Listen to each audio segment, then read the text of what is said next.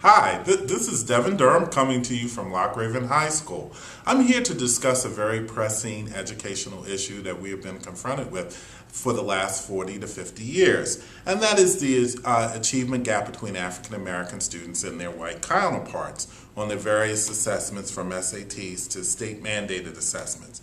Prior to the Brown versus Board of Ed decision of 1954, that provided that they found that education opportunities for African Americans and their white counterparts was inherently unequal. And as a result of the Brown versus the Board of Ed, the advocates of this decision felt that there needed to be equal access to educational opportunities for African Americans and their white counterparts. And with this, they would hope to eliminate the economic gap between blacks and whites, which we now see through statistics. It has not done that.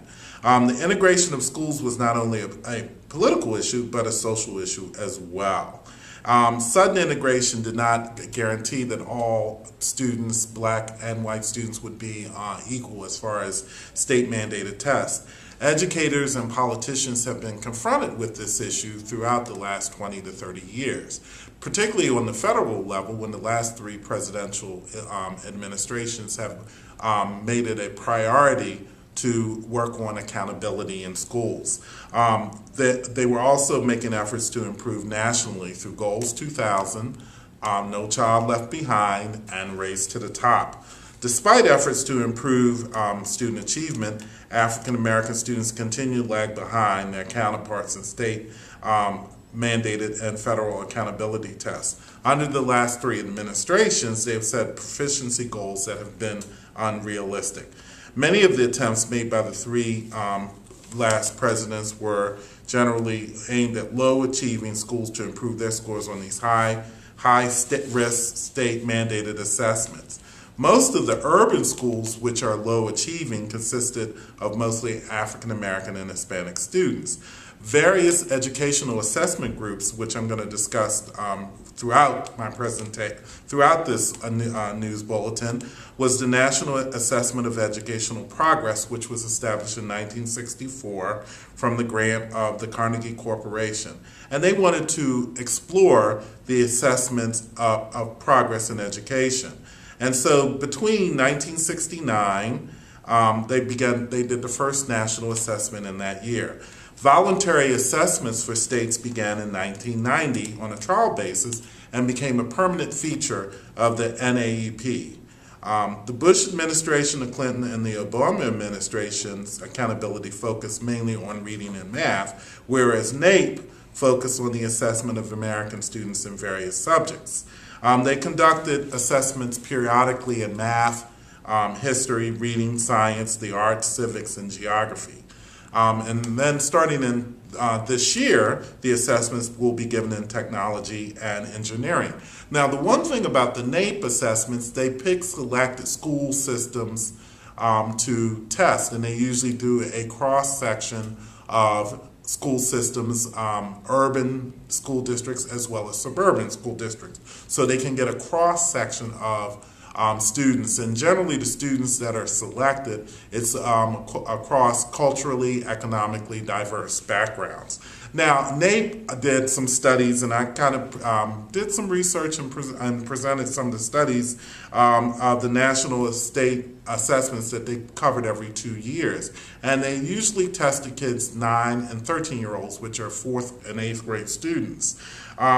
So what they did is, the one positive thing that NAEP does is they conduct these assessments twice a year. So it's not like the standard state assessments that are like drive-by assessments, and teachers can kind of accurately see the areas of which they need to focus in on improving instruction. And one of the things that NAEP does, which I felt was a very good thing for school systems, is that they do surveys with the systems and the curriculum. So the curriculum and as the teachers and as well as the assessment tool are in line together, are working on the same page, whereas other state mandated assessments or federal, national, we're oftentimes not working on the same page.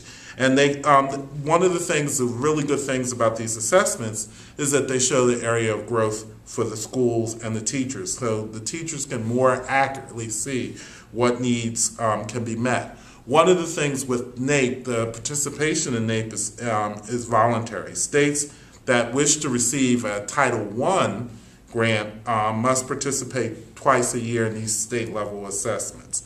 And usually it's 4th and 8th grade in reading and math. Okay, one of the good things that I found that every state, they ask the same questions. So states that are participating in this practice, they can kind of look at the data and see what students are doing. And a lot of the schools are selected based on their demographic characteristics.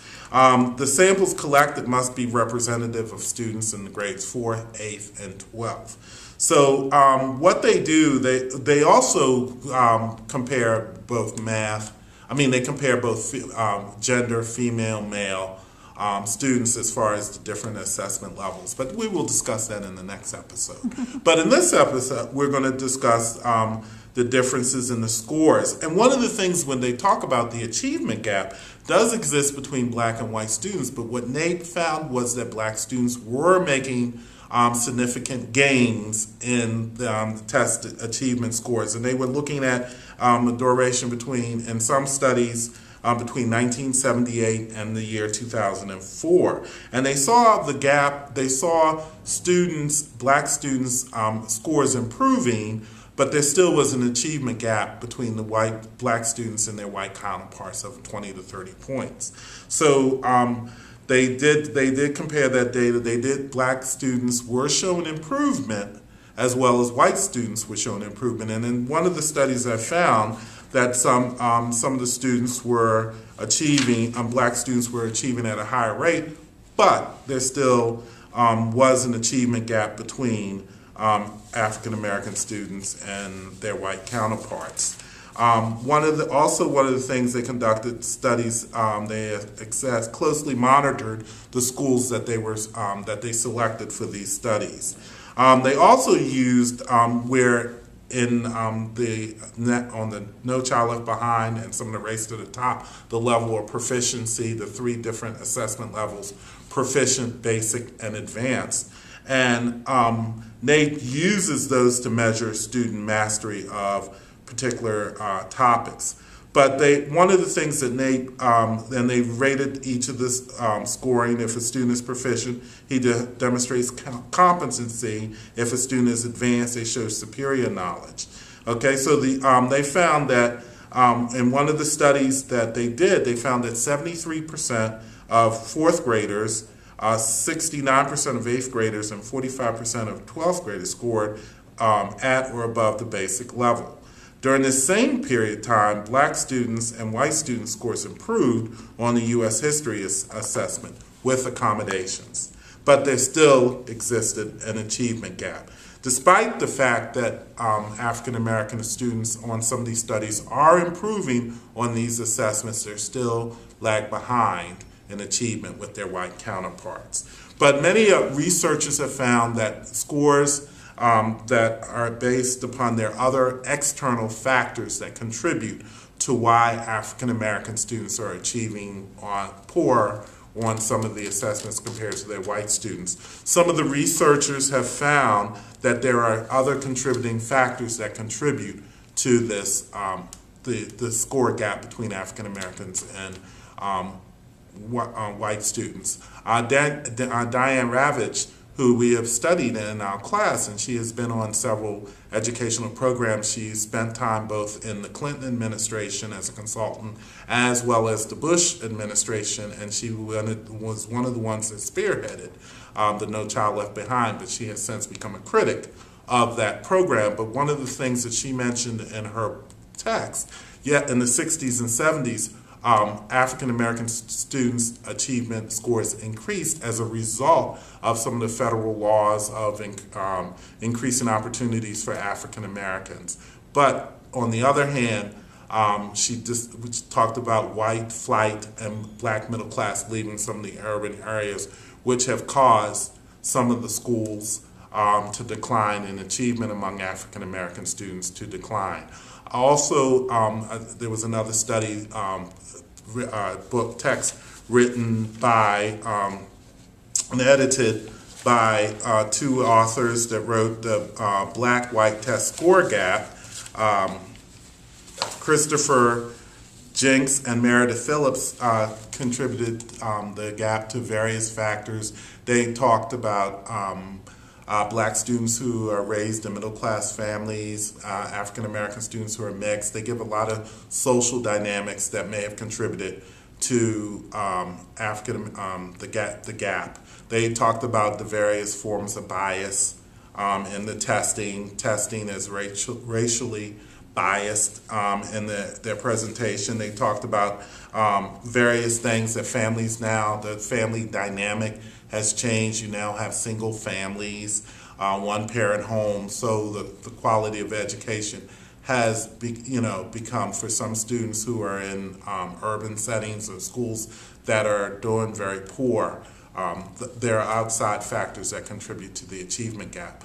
As a teacher in a school that is culturally is mixed diversity, I do see the factors that may contribute to the achievement gap between African American students and white students. In my school in particular, which is a high achieving school, I do see gaps with some of the African American students who may come from single family homes or come from farms. Situations. The schools are doing things. We are making every effort to improve the achievement of African American students. We are doing, we are becoming culturally relevant in our teaching. We are taking steps to improve African American student achievement. The county, Baltimore County, is taking steps to improve the achievement of African American students. Once we are able to meet the kids halfway where they are, I do believe student achievement will improve. But there are other external factors that may contribute to this situation. So basically, to wrap up, as we continue to look at the research and other ways to improve student achievement, one of the things that we found is that we have to meet the kids where they are. And I think once we're able to do that and we're able to understand and improving the economic conditions in the country, I mean, some of these things are far beyond our control. So if the economy doesn't improve for some of our children and the families where they're coming from, the educational opportunities for our students will not improve. So a lot of the factors are beyond our control. I will see you next week in our next episode where I will be talking about formative assessments. Devin Durham signing off.